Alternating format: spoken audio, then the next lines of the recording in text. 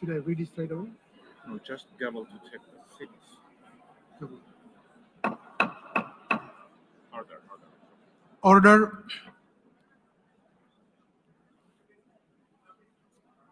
The plenary meeting, the 10th plenary meeting of the General Assembly is called to order.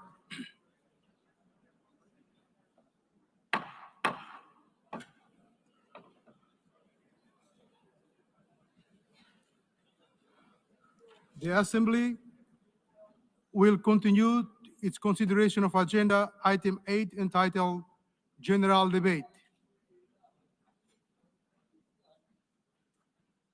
The Assembly will hear an address by His Excellency Benjamin Netanyahu, Prime Minister of the State of Israel. I request protocol to escort His Excellency and invite him to address the Assembly.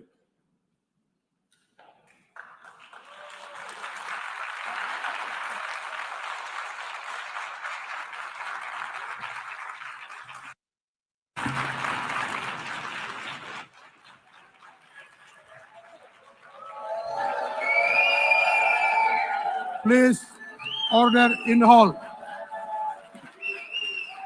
Please, order in the hall.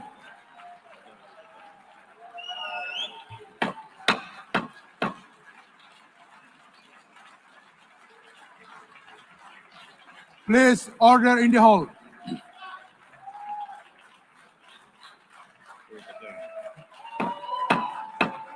Please, order in the hall.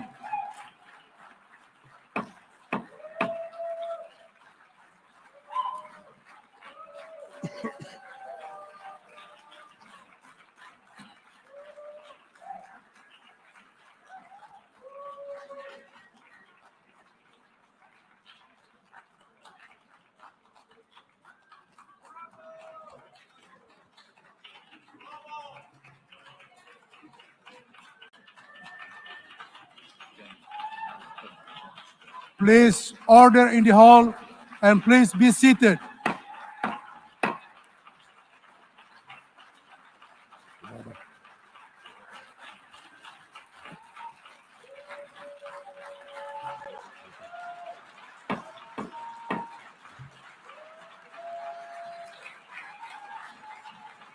Please order in the hall.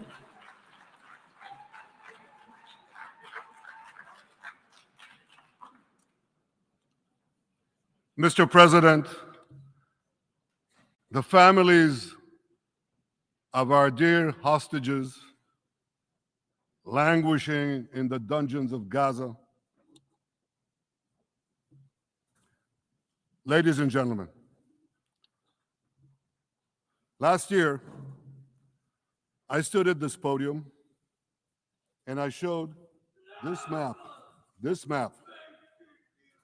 It shows the curse of Iran's terror axis. This axis threatened the peace of the entire world. It threatened the stability of our region and the very existence of my country, Israel. Iran was rapidly developing a massive nuclear weapons program and a massive ballistic missile program. These were meant not only to destroy Israel, they were meant also to threaten the United States and blackmail nations everywhere. From Gaza, Yahya Sinwar dispatched waves of Hamas terrorists. They stormed into Israel on October 7th and committed acts of unspeakable savagery. From Lebanon, Hassan Nasrallah had launched thousands of missiles and rockets at our cities, terrorizing our citizens. In Syria, the murderous dictator Assad hosted Iran's forces, tightening a noose of death around our throats. In Yemen, the Houthis launched ballistic missiles at Israel while choking global trade at the mouth of the Red Sea. So what's happened over the past year? We've hammered the Houthis, including yesterday. We crushed the bulk of Hamas's terror machine. We crippled Hezbollah, taking out most of its leaders and much of its weapons arsenal. You remember those beepers, the pagers? We paged Hezbollah.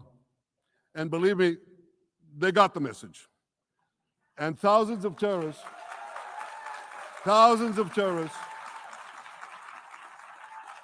dropped to the ground. We destroyed Assad's armaments in Syria. We deterred Iran's Shiite militias in Iraq.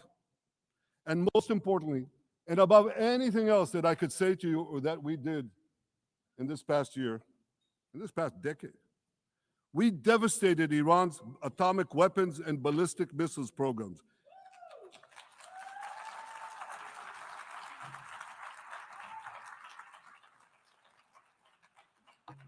So here's where things stand today. Half the Houthi leadership in Yemen, gone. Yahya Sinwar in Gaza, gone. Hassan Nasrallah in Lebanon, gone. The Assad regime in Syria, gone. Those militias in Iraq, well, they're still deterred. And their leaders, if they attack Israel, will also be gone. And for Iran's top military commanders and its top atomic bomb scientists, well, they're gone too.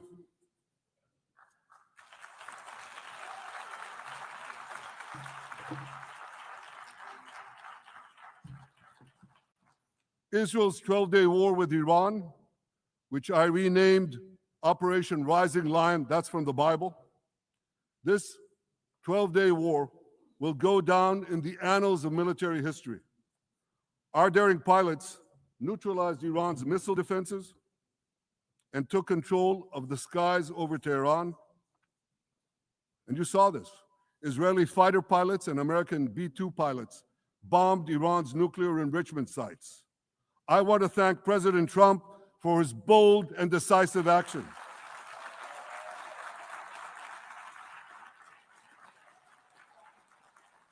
President Trump and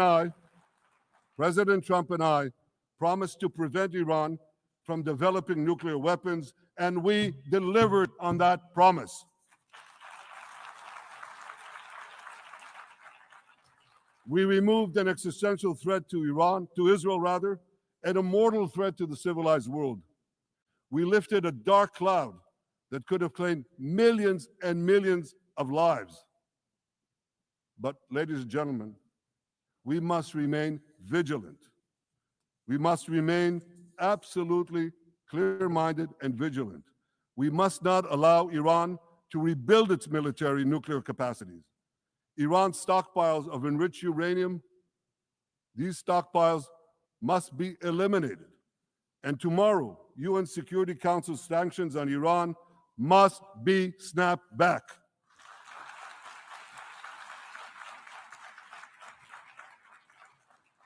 Thanks to the resolve of our people, the courage of our soldiers, and the bold decisions we took, Israel rebounded from its darkest day to deliver one of the most stunning military comebacks in history.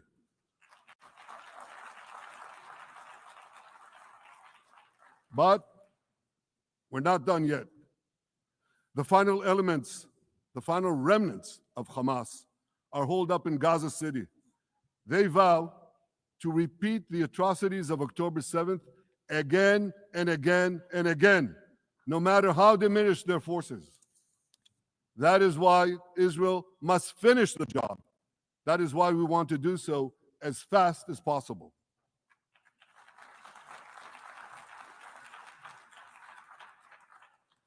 Ladies and gentlemen, much of the world no longer remembers October 7th, but we remember. Israel remembers October 7th. On that day, well, I'll tell you, you can remember October 7th too. You see this large pin here? It's a QR code. What I ask you to do is hold up your phones, zoom in, and you too will see why we fight and why we must win. It's all in here. On October 7th, Hamas carried out the worst attack on Jews since the Holocaust. They slaughtered 1,200 innocent people, including over 40 Americans and foreign nationals from dozens of countries represented here. They beheaded men. They raped women. They burnt babies alive. They burnt babies alive in front of their parents. What monsters. And these monsters took them more than 250 people hostage. And those included Holocaust survivors, grandmothers and their grandchildren. Who takes hostage grandmothers and grandchildren? Hamas does. So far, we've brought home 207 of these hostages, but 48 still remain in the dungeons of Gaza. 20 of them are alive, starved, tortured, deprived of any daylight, deprived of humanity. These are the names of the 20 living hostages. Matan Angrist, Gali and Zerv Berman, brothers, Elkanah Buchbot, Rom Braslavsky, Nimrod Cohen, Ariel and David Cunyo, another pair of brothers, Guy Gilboa Dalal, Eviatar David. You saw the picture of Eviatar David, emaciated, forced to dig his own grave. Maxim Herkin, Eitan Horn, Segev Kalfon, Bar Cooperstein, Omri Meran, Eitan Moore, Yosef Chaim Ochana, Alon Ohel, Avinatam Or, and Matan Tsengarker. Now, ladies and gentlemen, I want to do something I've never done before. I want to speak from this forum directly to those hostages through loudspeakers. I've surrounded Gaza with massive loudspeakers connected to this microphone in the hope that our dear hostages will hear my message. And I'll say it first in Hebrew and then in English. אחינו הגיבורים, מדבר ראש הממשלה בנימין נתניהו. אני פונה עליכם מעל בימת האו"ם. לא שכחנו אתכם, אפילו לא לשנייה. העם כולו איתכם, ואנחנו לא נשקוט ולא נרפה עד שנחזיר את כולכם הביתה. החיים והחללים כאחד.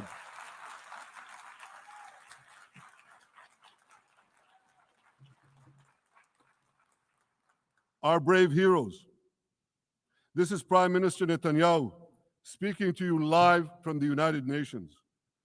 We have not forgotten you, not even for a second. The people of Israel are with you. We will not falter and we will not rest until we bring all of you home.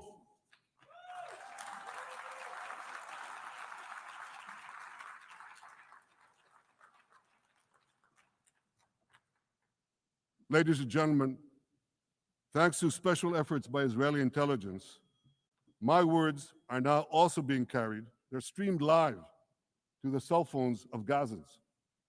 So to the remaining Hamas leaders and to the jailers of our hostages, I now say, lay down your arms.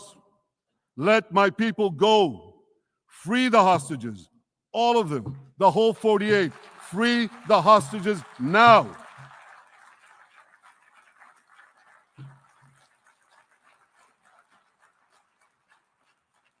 If you do, you will live. If you don't, Israel will hunt you down. Ladies and gentlemen, if Hamas agrees to our demands, the war could end right now. Gaza would be demilitarized, Israel would retain overriding security control, and a peaceful civilian authority would be established by Gazans and others committed to peace with Israel. And of course, you understand that the war in Gaza has affected every Israeli. But I'm sure there are people in New York or in London or in Melbourne and elsewhere who are probably thinking, what does all of this have to do with me? And the answer is everything. Because our enemies are your enemies. So let's do something else. So first at the UN, let's do a pop quiz. And raise your hand if you know the answer. Here's the first question. Who shouts death to America? Is it A, Iran, B, Hamas, C, Hezbollah, D, the Houthis, or E, all of the above? All of the above. Correct, all of the above. Second question. Who has murdered Americans and Europeans in cold blood? Is it A, Al-Qaeda, B, Hamas, C, Hezbollah, D, Iran, or E, all of the above? Correct. Again. So here's the point I wanted to make. Our enemies hate all of us with equal venom. They want to drag the modern world back to the past, to a dark age of violence, fanaticism, and terror. I think many of you are already feeling in your own societies the radical Islamist surge. You know, I'm sure you do, you know deep down that Israel is fighting your fight. So I want to tell you a secret. Behind closed doors, many of the leaders who publicly condemn us privately thank us. They tell me how much they value Israel's superb intelligence services that have prevented time and again terrorist attacks in their capitals, time and again saving countless lives. General George Keegan, former head of U.S. Air Force intelligence, once said, if the United States had to gather on its own the intelligence that Israel gives us, we would have to establish 5 CIAs. 5 CIAs. This past June, when Israel struck Iran's nuclear facilities, German Chancellor Merz admitted the truth. He said, Israel is doing the dirty work for all of us. President Trump understands better than any other leader that Israel and America face a common threat. He showed the world that when Iran and its proxies murder Americans, take Americans hostage, shout death to America, burn American flags, and try to assassinate the President of the United States, not once, but twice. He showed them there is a price to pay for all that.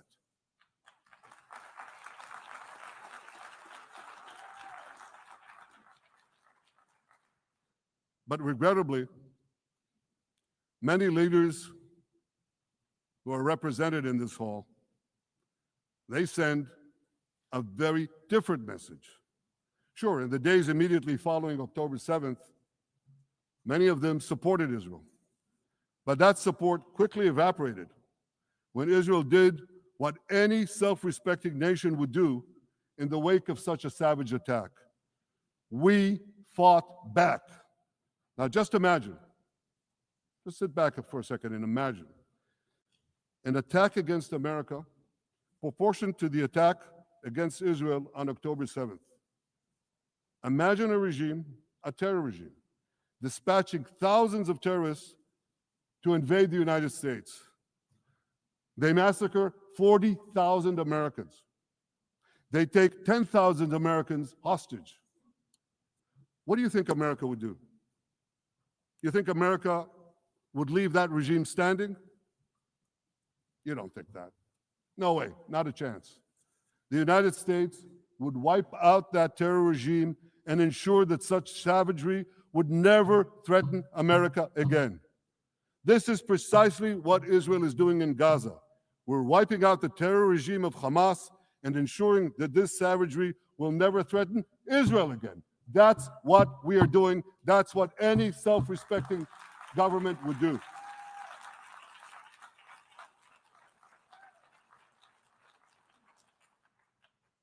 Yet, and it's a yet that I'm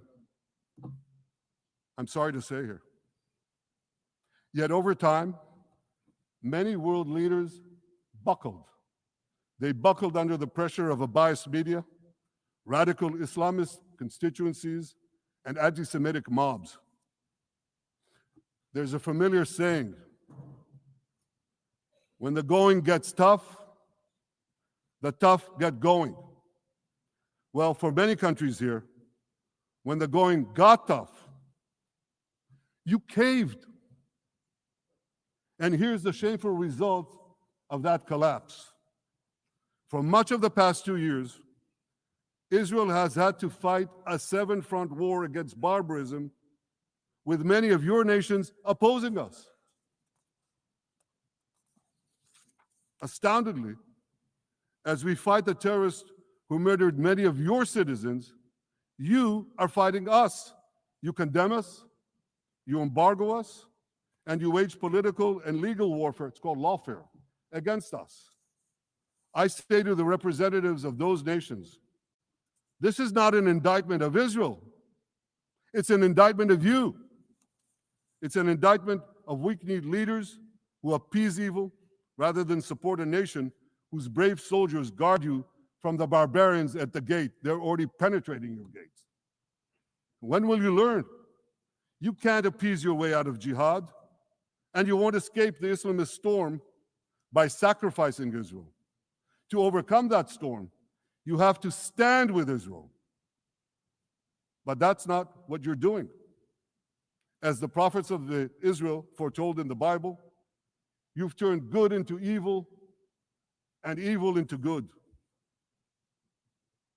Now I want to drill down on this. Take the false charge of genocide. Israel is accused of deliberately targeting civilians. Ladies and gentlemen, the opposite is true. The head of urban warfare studies, Colonel John Spencer, he's perhaps the world's greatest expert on urban warfare. And he says, Israel is applying more measures to minimize civilian casualties than any military in history. And because we're doing that, the ratio of non-combatant to combatant casualties is less than 2-to-1 in Gaza. That's an astoundingly low ratio, lower than NATO's wars in Afghanistan and Iraq, especially when you consider that Gaza is one of the most densely populated urban areas on Earth.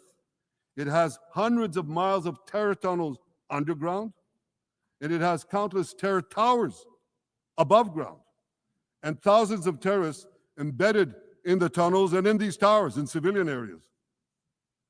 If you want to see what measures Israel takes to avoid civilian casualties in this war, just look at what we're doing now in Gaza City, the last Hamas stronghold, one of the two last strongholds.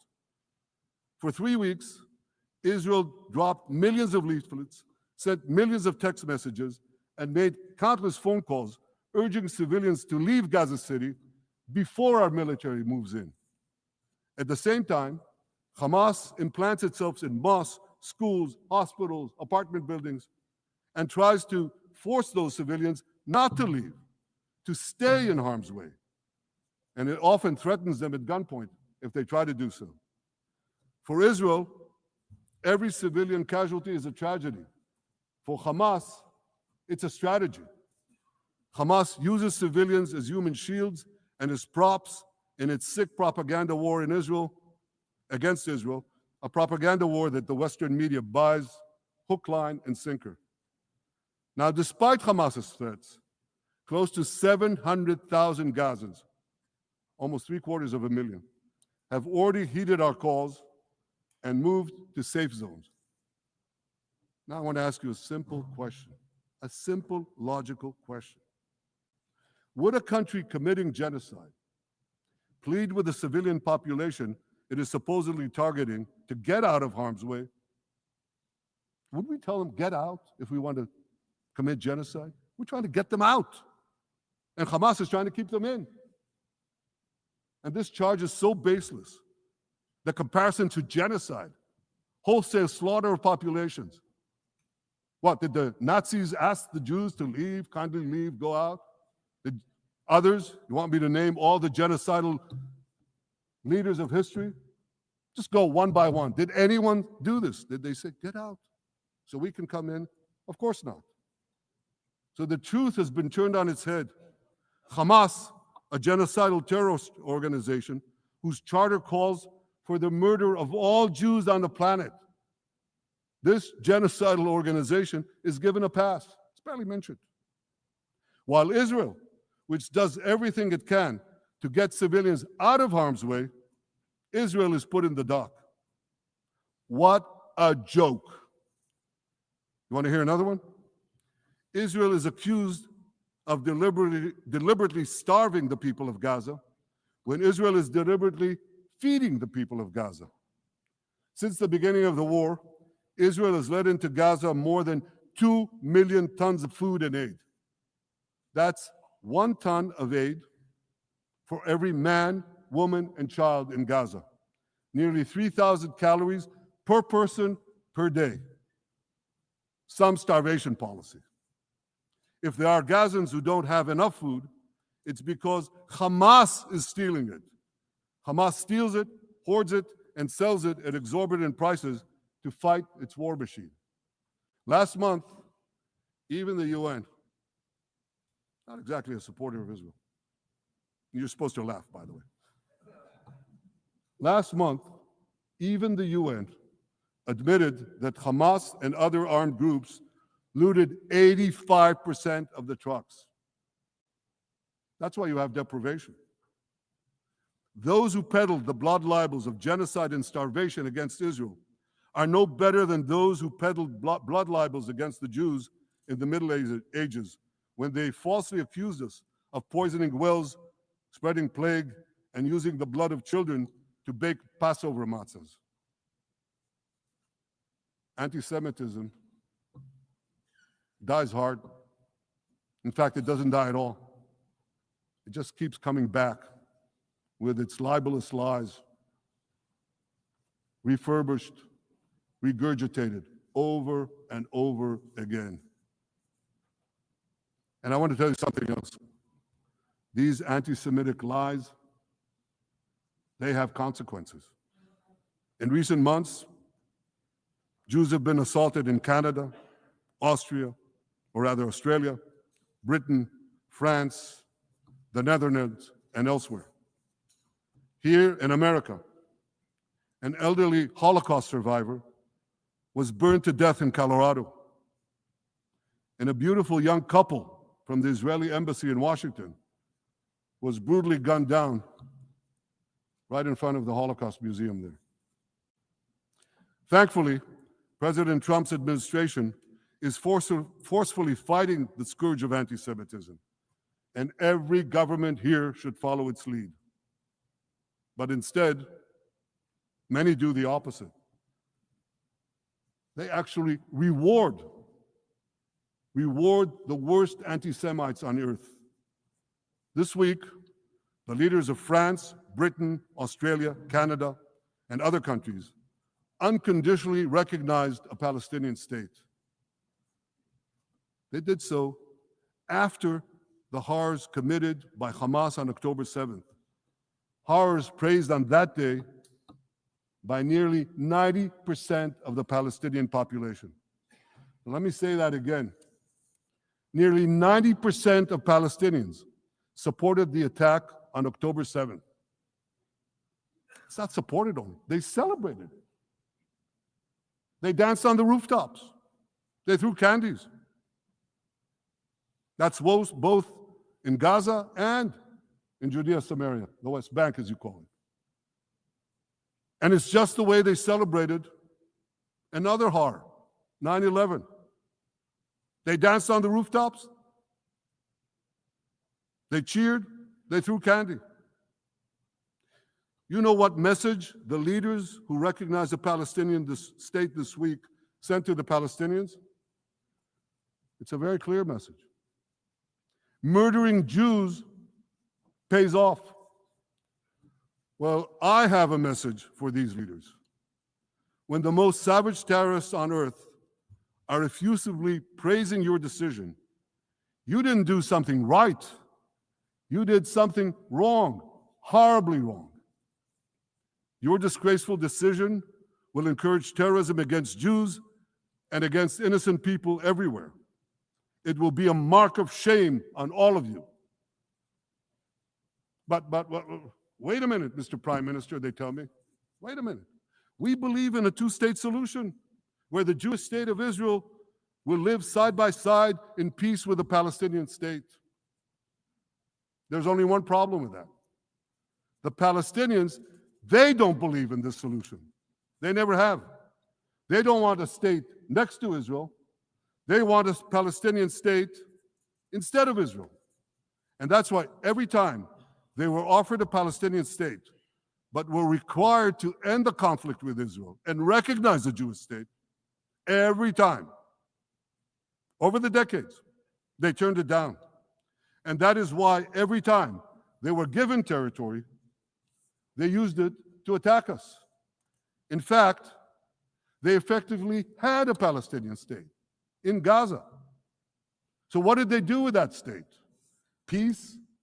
Coexistence? No. They attacked us time and time again. Totally unprovoked. They fired rockets into our cities. They murdered our children. They turned Gaza into a terror base from which they committed the October 7th massacre. So here's the uncomfortable truth.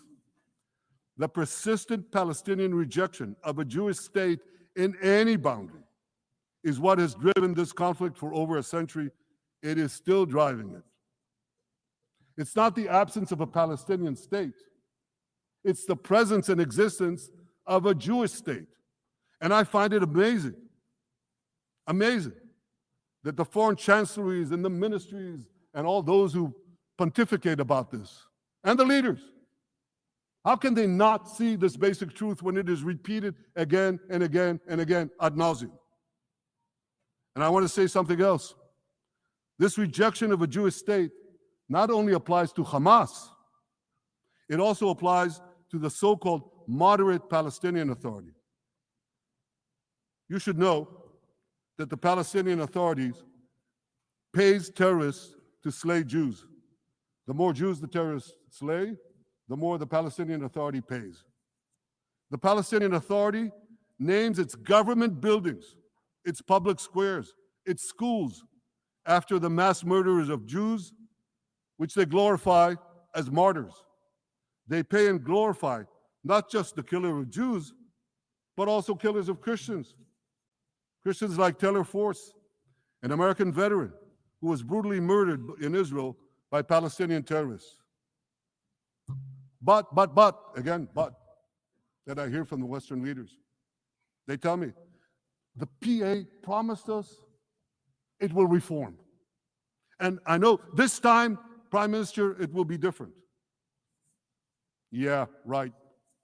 We've heard these promises for decades. They always promise. They never deliver.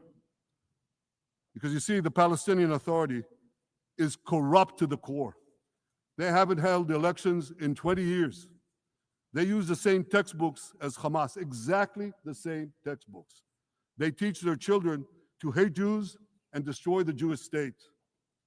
And Christians don't fare much better. When Bethlehem, the birthplace of Jesus, was under Israeli control, 80% of its residents were Christians. But since the PA took control, that number has dwindled to under 20%. These are the people you want to give a state to? What you're doing is giving the ultimate reward to intolerant fanatics who perpetrated and supported the October 7th massacre. Giving the Palestinians a state 1 mile from Jerusalem after October 7th is like giving Al-Qaeda a state 1 mile from New York City after September 11th. This is sheer madness. It's insane, and we won't do it.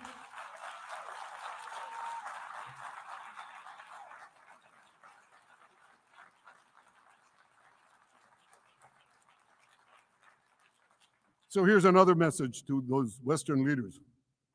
Israel will not allow you to shove a terrorist state down our throats. We will not commit national suicide because you don't have the guts to face down a hostile media and anti-Semitic mobs demanding Israel's blood. And I want you to grasp something else, which is also distorted in the media.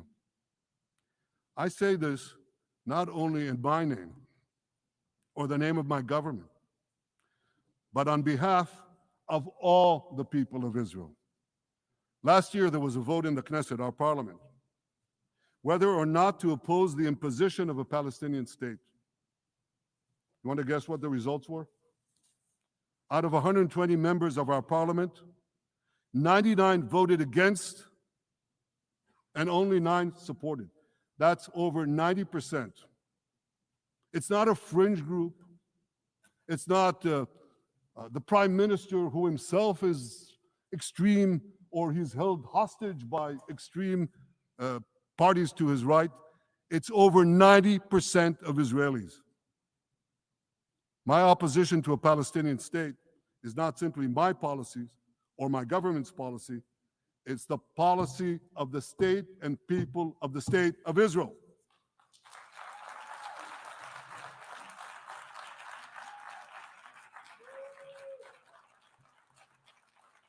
Western leaders may have buckled under the pressure. And I guarantee you one thing, Israel won't. Israel's victories over the Iranian... Thank you, I know you won't too, that's good. Israel's victories over the Iranian terror axis have opened up possibilities for peace that were unthinkable 2 years ago. Take Syria. For decades, the very idea of peace between Israel and Syria seemed unimaginable. Well, no more. Today, we have begun serious negotiations with the new Syrian government. I believe an agreement can be reached that respects Syria's sovereignty and protects both Israeli security and the security of the minorities in the region, including the Druze minority. From the founding of Israel, Jews and Druze have been brothers in arms. We have fought together, we've bled together, we built our lives together. When I was a young commander in Israel's Special Forces, my own life was saved by the invaluable advice given to me by a great friend, Salim Shufi, a heroic Druze IDF veteran. And that's why I couldn't sit idly by, nor could Israel sit idly by, while the Druze were being slaughtered by jihadists. And I instructed our forces to stop the massacre, which they promptly did. Peace between Israel and Lebanon is possible as well. I call on the Lebanese government to also begin direct negotiations with Israel. I commend it for its declared aim to disarm Hezbollah. But we need more than words. If Lebanon takes genuine and sustained action to disarm Hezbollah, I'm sure we can achieve a sustainable peace. Of course, until that happens, we will take whatever action we need to defend ourselves and to maintain the conditions of the ceasefire which was established in Lebanon. Our goal is not merely to monitor Hezbollah's actions, but to prevent them from violating the ceasefire and attacking us at any time. But I'm sure that if the Lebanese government persists in its goal of disarming Hezbollah, peace will come very speedily and very readily. Victory over Hezbollah has made peace possible with our two Arab neighbors in the north. Victory over Hamas will make peace possible with nations throughout the Arab and Muslim world. Our victory would lead to a dramatic extension and expansion of the historic Abraham Accords, which President Trump brokered between Arab leaders and myself 5 years ago.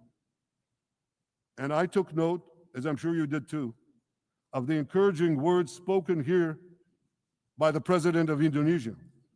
This is the country with the largest Muslim population of all nations. And it's also a sign of what could come. Forward-looking Arabs and Muslim leaders know that cooperating with Israel will provide them with groundbreaking Israeli technologies, including in medicine and science, in agriculture and water, in defense and AI, and so many other fields. I believe that in the coming years, the Middle East will look dramatically different. Many of those who wage war on Israel today will be gone tomorrow. Brave peacemakers will take their place. And nowhere will this be more true than in Iran. The long-suffering Iranian people will regain their freedom. They will make Iran great again. And our two ancient peoples,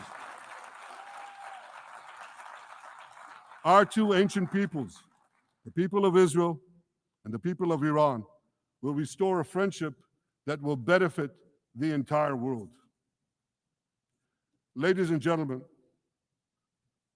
the horrors that happened on one dark day, October 7th, those horrors happened countless times during the centuries of my people's exiles among the nations. Jewish blood was cheap. Jews were killed with impunity. We had to beg others to defend us. The rise of Israel did not mean that the attempts to destroy us would end. It meant that we could fight back against those attempts. And that is exactly what Israel has done since October 7th. Our sons and daughters fought like lions. Our brave soldiers donned their uniforms and rushed into battle. They were armed with the dreams of the 100 generations of Jews who came before them. The dream of living as a free people in the land of Israel, our beloved homeland for more than 3,000 years. The dreams of living in our own independent state. The dream of having an army to defend ourselves. And the dream of being a light unto the nations, a beacon of progress, ingenuity, innovation for the benefit of all humanity. On October 7th, the enemies of Israel tried to extinguish that light. 2 years later, the resolve of Israel and the strength of Israel burned brighter than ever. With God's help, that strength and that resolve would lead us to a speedy victory and to a brilliant future of prosperity and peace. Thank you very much.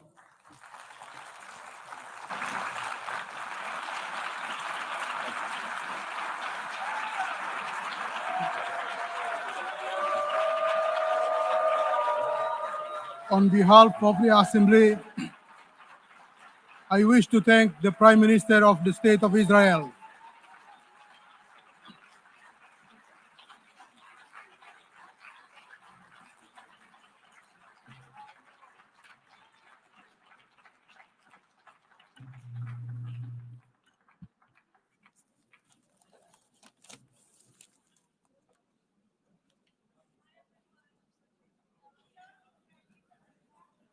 There's a pen also.